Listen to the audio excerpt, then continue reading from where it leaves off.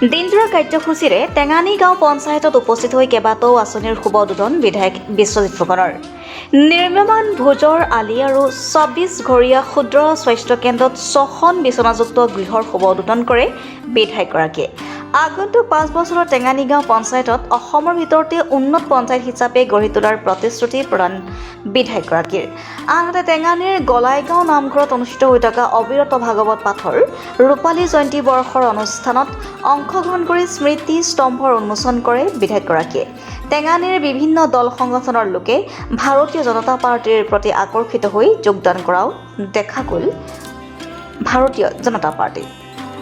ধনকি bureau Gokul দত্তৰ reporter live Assam. টেঙানীলৈ আহিছিল। প্ৰথমতে প্ৰায় ১৬ কিলোমিটাৰ দীঘল টেঙানী ভোজৰ আলিটো আমি উদ্বোধন কৰিলোঁ। সুন্দৰকৈ নিৰ্মাণ সম্পূৰ্ণ হৈছে।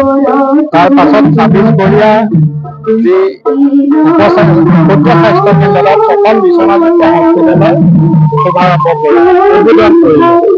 আৰু টেঙানী অঞ্চলত এটা দীঘলীয়া সময় ধৰি ইয়াৰ ৰাইজে ভাগৱত পাঠৰ এটা অনুষ্ঠান কৰি আহিছে আৰু এইবাৰ ৰূপালী জয়ন্তী বৰ্ষ শ্ৰী শ্ৰী গোলাই নামঘৰত আজি ৰূপালী জয়ন্তী বৰ্ষৰ উদ্বোধনী অনুষ্ঠানত উপস্থিত থাকি উদ্বোধন আজিৰ দিনটোত প্ৰায় ১০০তকৈ অধিক জাতীয় পৰিষদ, ৰাইজৰ দল আৰু কংগ্ৰেছৰ সদস্যই টেঙানীৰ পৰা বিজেপিত যোগদান কৰিলে। মই তেওঁলোকক আদৰণি জনাইছোঁ আৰু আশা কৰিছোঁ সকলোৱে মিলি আমি টেঙানীখনৰ এটা নতুন ৰূপ দিব পাৰিম।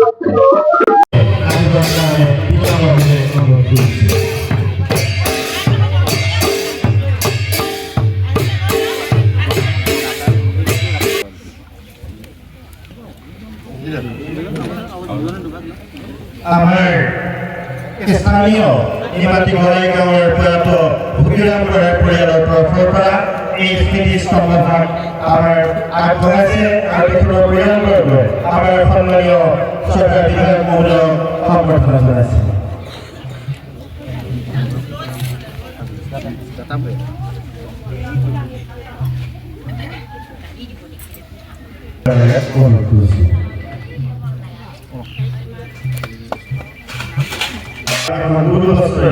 মই আইনগৰাকীক সম্বৰ্ধনা জনাবৰ কাৰণে অনুৰোধ কৰিছোঁ।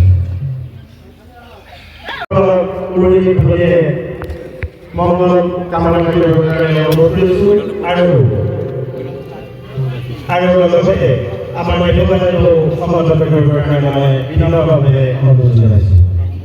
আমাৰ বিধায়কসকলে উন্মোচন কৰাৰ লগে লগে মই আইনগৰাকীসকলক উৰুলি ধ্বনিৰে মংগল ধ্বনিৰে মুখৰিত কৰিবৰ কাৰণে অনুৰোধ কৰিছোঁ। লগতে আমাৰ মেধবাদী সংগ্ৰহ কৰা সভাৰ গায়কসকলক মই মেধবাদী সম্বৰ্ধনা কৰিবৰ কাৰণে অনুৰোধ কৰিছোঁ।